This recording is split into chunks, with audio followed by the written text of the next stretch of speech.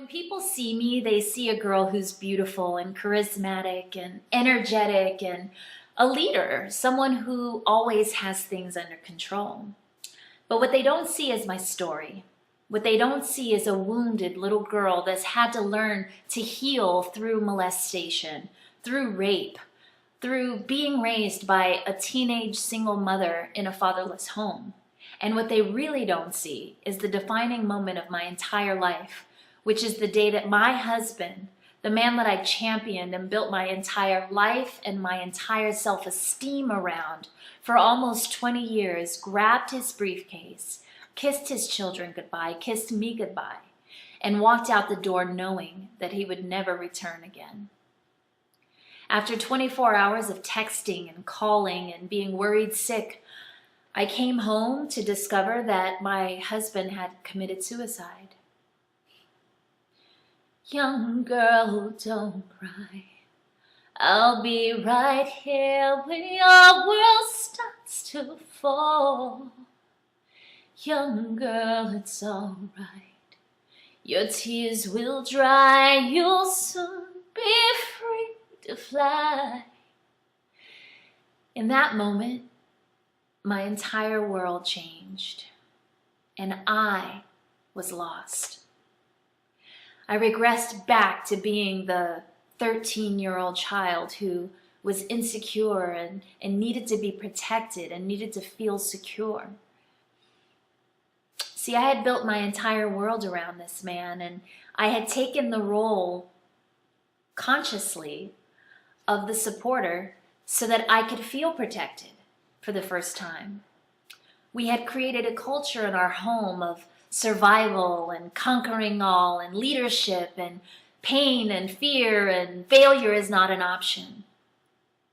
And I think that that's the very thing that killed my husband. I feel like he wore the mask. I wear the mask.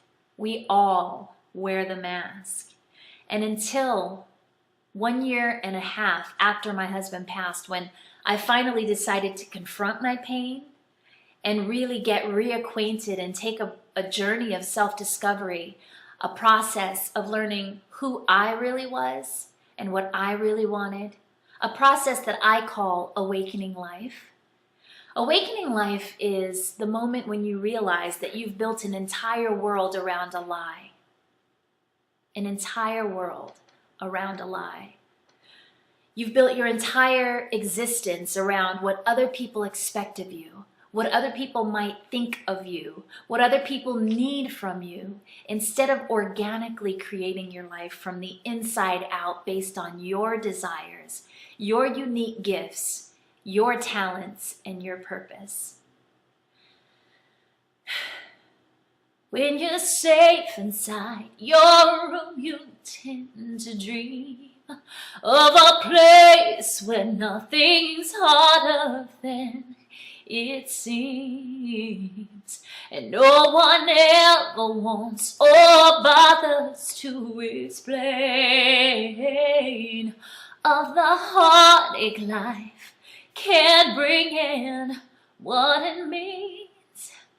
See, the same day I found out that my husband had committed suicide, I also found out that I was pregnant with my 4th child, and it was my daughter's 13th birthday.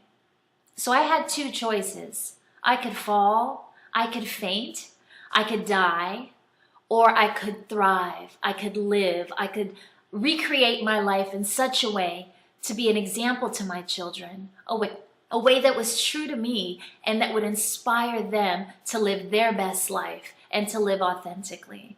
And that's what I chose to do. And every day, every moment, I just get more and more sure and strong in my own personal self-esteem. Awakening life for myself, for my children, awakening life for everyone around me. As I build, and I listen to my intuition and know that when there's no one else, look inside yourself.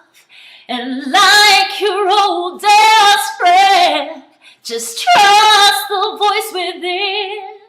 And when you find your strength, that will